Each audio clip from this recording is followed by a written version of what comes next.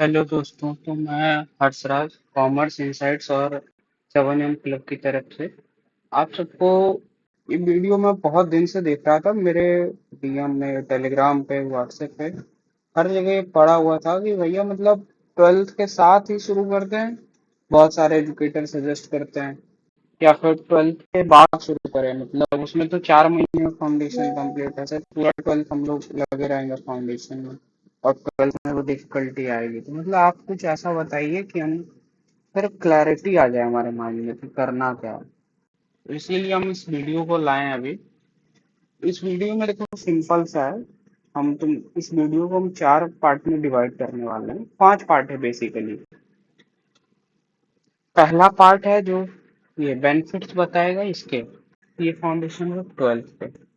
उसका अगला पार्ट रहेगा जो बेनिफिट बताएगा सीए फाउंडेशन आफ्टर 12th के, जो आप 12th के बाद स्टार्ट करते हैं। और फिर चौथा पार्ट आएगा जो सीए फाउंडेशन विद 12th का ड्रॉबैक बताएगा। और पांचवा पार्ट आएगा जो उसका सीए फाउंडेशन आफ्टर 12th का ड्रॉबैक होता है। और लास्ट में हम कंक्लूजन की तरफ जाएंगे। तो चलिए शुरू करते हैं इस वीडियो। तो आप जैसे कि अभी अपने स्क्रीन पे देख सकते हो, CA foundation with class 12th के बेनिफिट लिखे इसमें ही। और एक स्लाइड है इसकी, इसमें आपको क्लियरली दिख रहा होगा कि अगर आप अर्ली स्टार्ट करते हो ना तो आपका सिलेबस कवरेज एग्जाम मंथ तक हो जाता है इजीली। अकाउंट्स और इकोनॉमिक्स जो है आपका वो 12th वाला रहता है और मैक्सिमम टॉपिक आपके ओवरलैपिंग होते हैं। जैसे पार्टनरशिप और कंपनी, वो आपने इधर फाउंडेशन का में भी है और उधर क्या कहते हैं 12th में भी है, और सेम ही है। कोई उसमें डिफरेंस नहीं है, थोड़ा बहुत अंतर है। जैसे इसमें बोनस इशू एंड शेयर है, उसमें नहीं है। फिर पार्टनरशिप में थोड़ा एलएलपी है, वहां नहीं है एलएलपी। फिर इकोनॉमिक्स में जैसे नेशनल इनकम वहां भी है, यहाँ भी है। नेशनल इनकम पूरी तरह से सेम है। फिर इंडियन इकोनॉमी वहां भी, इंडियन इकोनॉमी वहां एक पूरी बुक है, यहाँ पे एक चैप्टर है, चैप्टर नंबर 10, लेकिन लगभग सेम है। और उसके बाद मतलब आप जब देखोगे ना तो आपको जो सबसे ज्यादा अट्रैक्ट करता है ना बच्चों को, क्या बच्चे सीए फाउंडेशन का एग्जाम देंगे बोर्ड्स के बाद, और 6 महीने के बाद उनका जो टाइम पीरियड रहता है फाउंडेशन का, मतलब अगर कोई बच्चा मार्च में उसका एग्जाम खत्म होता है, वो सितंबर में जाके एग्जाम देता है, वो मई में देके कंप्लीट कर रहा है। तो मतलब उसको यही अट्रैक्ट करता है कि मैं जल्दी सीए बनूं, एंड हु नोज कब कहाँ अटेम्प्ट लग जाए। इसीलिए जितनी जल्दी जहाँ जो लेवल क्लियर हो जाए उतना अच्छा लोग समझते हैं। तो इसीलिए यही सबसे ज्यादा अट्रैक्ट करता है। बट इसमें फिर एक है, अब इसमें मतलब सीए फाउंडेशन कोर्स जो है ना, ये पैसा नहीं ढूंढता। ये ढूंढता है आपसे कंसिस्टेंसी, आपसे डिसिप्लिन खोजता है। और डिसिप्लिन के साथ साथ ना देखो भाई, सबसे जरूरी है आज के डेट में फूड गाइडेंस। यूट्यूब पे सब ज्ञान देने वाला है, मैं भी ज्ञान दे के चला जाऊँ। आपको गाइडेंस जो है ना वो एक रियल एजुकेटर ही कर पाएगा, जो रोज पढ़ा रहा है, जो रोज पढ़ रहा है। वो एजुकेटर नहीं जो 10 साल पहले पहले ऑफलाइन में टॉपर गए, मतलब टॉप फॉर्म चलाते थे और अब कुछ नहीं। वो टाइम के साथ इवॉल्व जो कर रहा है ना एजुकेटर, वही आपको बता पाएगा। एक्सपीरियंस के साथ इवोल्यूशन भी जरूरी है। और भाई सिंपल सी बात है, अगर तुम क्लियर विजन लेके चल रहे हो ना, हमको फाउंडेशन निकालना है एक अटेम्प्ट, और एक स्ट्रेटजी लेके चल रहे हो और उसको फॉलो कर रहे हो, सबसे मेन बात फॉलो कर रहे हो। फॉलो नहीं कर रहे हो कुछ फर्क नहीं पड़ेगा। तुम स्ट्रेटजी बनाते रहो, उसको फेंकते रहो, नई स्ट्रेटजी लाते रहो, न्यू बनाते रहो। बहुत बच्चे करते हैं ऐसे और रोते रहते हैं फिर अटेम्प्ट लगने के बाद। तो भाई फाउंडेशन अगर फर्स्ट अटेम्प्ट में निकालना है वो 12th, तो एक क्लियर विजन, क्लियर स्ट्रेटजी, इस पे भी एक वीडियो आ जाएगी कुछ दिन बाद। मतलब इस पे वीडियो ऐसे आएगी कि टाइम मैनेजमेंट कैसे करें 12th एंड सीए का, वो 7M क्लब पे आएगी, आपको कॉमर्स इनसाइट्स पे नहीं आएगी। फिर आप आ जाओ CA foundation after class 12th के बेनिफिट्स पे। भाई देखो इसमें सिंपल सा है। इसमें है, आप एक बार फाउंडेशन फोकस करोगे, एक बार बोर्ड पे फोकस करोगे। बट इसमें ऐसा नहीं है कि आप मतलब कभी बोर्ड्स का पढ़ रहे हो कभी फाउंडेशन का पढ़ रहे हो। एजुकेटर अलग अलग होते हैं, टाइम क्लास होता है, दोनों इम्पोर्टेंट है, तुम कंफ्यूज रहते हो, दोनों डेलुलु में ही पढ़ते हो। ये डेलुलु बहुत बड़ा होता है और लास्ट में पता चलता है 12th का परसेंटेज भी गया और सीए फाउंडेशन का अटेम्प्ट भी गया।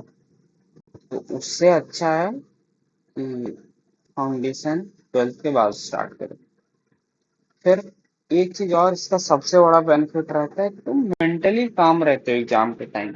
मतलब जब तुम 12th के साथ दे रहे होते हो ना, तो तुम अभी 12th दिए मार्च में, तुरंत तुम मई में दे रहे हो फाउंडेशन। इतना रस रहता है ना बच्चों के अंदर। मतलब एग्जाम से एक दो दिन पहले तो रिजल्ट आ जाता है सीबीएसई का, उधर अलग लोचा हो रखा रहता है बच्चों के साथ। तो वो लोग मतलब पूरा स्ट्रेस में रहते हैं एग्जाम टाइम। उसके बाद भाई देखो, जब 12th खत्म हो जाते हैं ना, मैक्सिमम बच्चे होते हैं नॉन अटेंडिंग, लेकिन अब जो सीबीएसई का रूल आ रहा है ना इतना स्ट्रिक्ट, तो बहुत ज्यादा अटेंडिंग हो रखा है।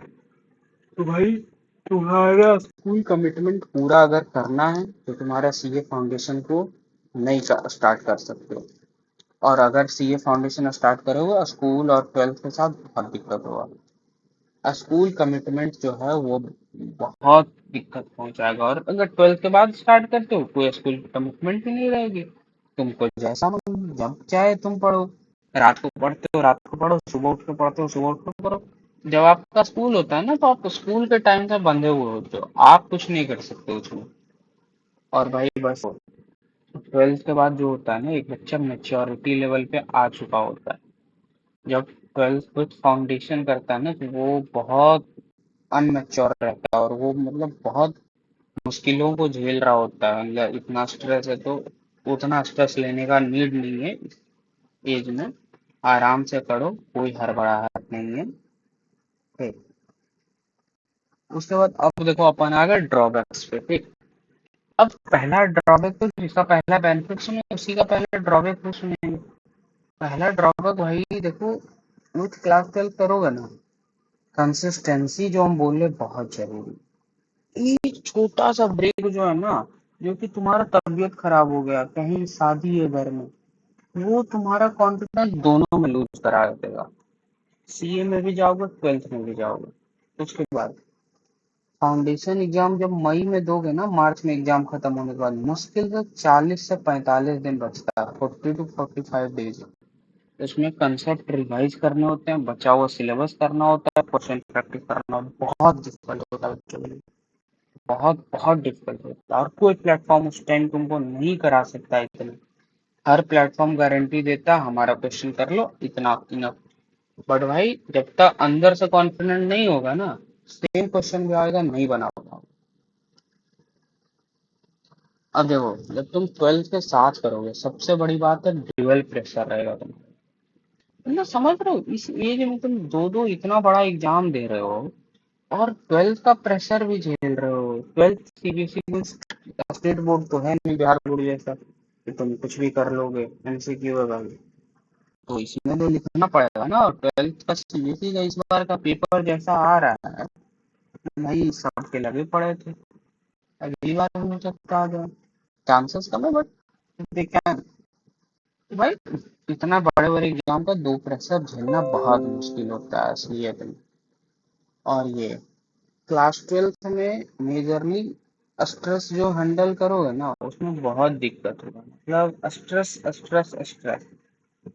और फिर स्कूल परफॉर्मेंस जो तुम्हारी रहेगी, और अटेंडेंस अगर जरूरी हुआ, समझ रहे हो तुम्हारा कहाँ जाएगा हालत। तुम दोनों नहीं कर पाओगे, तुम बीच में रह जाओगे। धोबी का कुत्ता, ना घर का ना घाट का, ना सीए करा ना 12th करा, बीच का होके रहेगा। फिर देखो, तुम जब 12th के बाद स्टार्ट करते हो, अब उसका ड्रॉबैक स्टार्ट है, तो मतलब 12th के बाद करोगे, देखो जैसे पार्टनरशिप कंपनी तुम फाउंडेशन में भी है 12th में भी है। तुम अब फाउंड 12th में किए थे बट फाउंडेशन के बीच में गैप मिल गया, तो भाई भूल गए। ये तो भाई इंडिया में हो ही रहा है, भूल जाते हैं बच्चे। मतलब कॉन्सेप्ट पढ़ने के बाद भूलते हैं, वाह। और भाई देखो, सबसे बड़ा बात है जो वहां पे अट्रैक्ट करता है कि पहले अटेम्प्ट आ जाएगा, वही यहाँ पे मतलब डिस्करेज करता है। लेट अटेम्प्ट आएगा हमारा, सितंबर ही दोगे ना या फिर जनवरी दोगे। सितंबर बहुत मैक्सिमम कह दिया भाई। सीयूटी दोगे ना, सितंबर दे नहीं पाओगे, दोगे भी तो पास नहीं कर पाओगे। सच्चाई हम बोलते हैं। हम नहीं है कि तुमको खुश करने के लिए कुछ भी बोल रहे। सच्चाई बोलनी जरूरी होती है, किसी ना किसी को बोलना पड़ता है। फिर देखो, अगर तुम एक बार बोर्ड्स दिए, बोर्ड्स के बाद बैठे, 2-3 दिन रेस्ट लिए, 10 दिन अगर रेस्ट ले लिए ना, 11वें दिन पढ़ने का मन नहीं करेगा। नहीं, अरे यार रिजल्ट आ जाने दो फिर देखेंगे कुछ। रिजल्ट आता है ना, उसके कुछ दिन बाद एग्जाम होता है। रिजल्ट कब आया इस बार? 13 में। आज कितना हो रहा है? 29 में। आज आ चुका है डेट सितंबर का। भाई नहीं हो पाता है। फिर सितंबर भी जाएगा, फिर कंप्रिहेंसिव पढ़े नहीं रहोगे, फिर जनवरी भी जाएगा, फिर मई भी जाएगा, फिर तुम ही नहीं चले जाओगे एक दिन ऐसे करते करते। इसलिए एक स्ट्रैटेजी बहुत जरूरी होती है।